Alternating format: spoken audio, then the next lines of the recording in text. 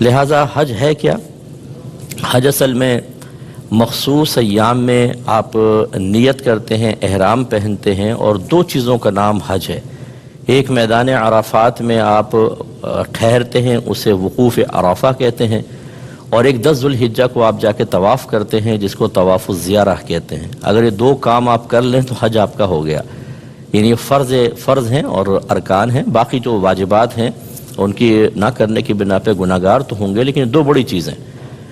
حج کی فرضیت کے بارے میں اللہ تبارک و تعالیٰ نے قرآن عظیم میں ارشاد فرمایا وَلِلَّهِ عَلَى النَّاسِ حِجُّ الْبَيْتِ مَنِ اسْتَطَاعَ إِلَيْهِ سَبِيلًا، اور اللہ تبارک و تعالیٰ کے لیے لوگوں پر حج فرض ہے،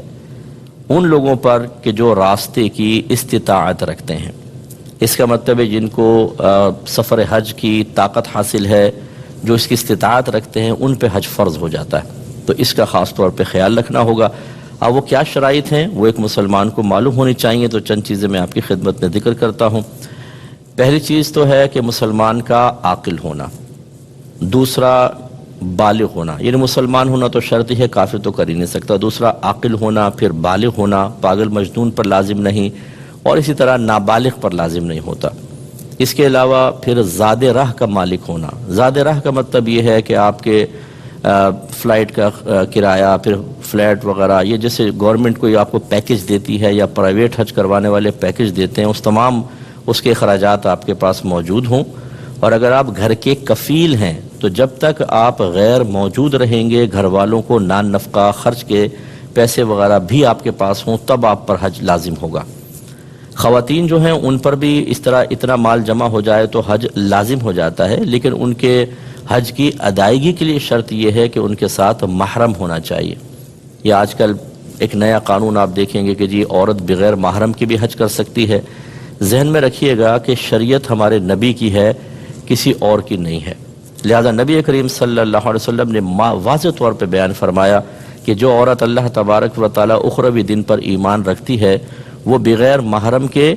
3 دن سے زیادہ سفر اختیار نہ کرے، جس کو فقہا فاصلہ اپنے اندازے سے کہتے ہیں کہ کم از کم 92 کلومیٹرز دور جانے کا ارادہ ہو تو عورت اگر تنہا سفر کرے گی، تنہا کا مطلب بغیر محرم کے، چاہے قافلے کے ساتھ جاری ہو، یہ شرعاً جائز نہیں ہوتا۔ ہاں، بہت بوڑھی خاتون اگر ہیں جو ضعیف ہو چکی ہیں اور غیر جاذب نظر ہیں، ان کے لیے گنجائش نکل سکتی ہے کہ احکام میں نرمی اور آسانی ہوتی ہے۔ باقی جوان عورت، ادھیڑ عمر کی عورت جو دیکھنے میں بھی جاذب نظر ینگ نظر آتی ہے، ان کے لیے شرعی طور پہ جانا جائز نہیں ہے، اس لیے وہ محرم کا انتظار کریں۔ اور عورت کے لیے حج کی فرضیت کے لیے جو رقم درکار ہے، اس میں عورت کے لیے مزید آسانی یہ ہے کہ اتنا اس کے پاس مال جمع ہو جائے کہ وہ اپنا خرچ بھی اٹھا سکے اور محرم کا بھی اٹھا سکے۔ جب اتنا جمع ہوگا اور باقی شرائط پائی جائیں گی تو اس پہ حج کی فرضیت کا حکم لگایا جائے گا۔ اچھا، یہ الگ بات ہے کہ عورت اپنا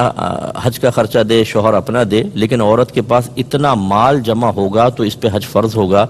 ورنہ نہیں ہوگا۔ اسی طرح تندرست ہونا اور بینا ہونا، بینا کا مطلب آنکھیں اس کی ہونی چاہیے، نابینا پہ حج فرض نہیں ہوتا۔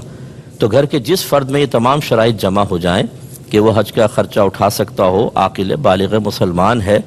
تو، اور گھر اگر کفیل ہے تو پیسہ دے کے جا سکے، تو اس پہ حج فرض ہو گیا۔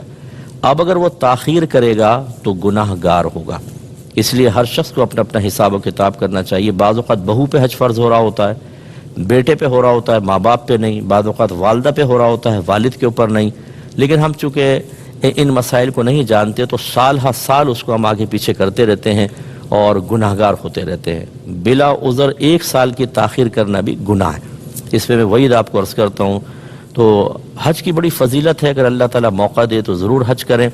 اور نبی کریم صلی اللہ علیہ وسلم کے اس فرمان کو ذہن میں رکھیں جو بخاری کا فرمان ہے کہ نبی کریم صلی اللہ علیہ وسلم نے فرمایا کہ جس نے حج کیا اور فوش کلامی اور گناہ سے اپنے آپ کو روکا رکھا تو وہ گناہوں سے ایسا پاک و صاف ہو کر لوٹے گا جیسے آج ہی اپنی والدہ کے پیٹ سے پیدا ہوا ہے،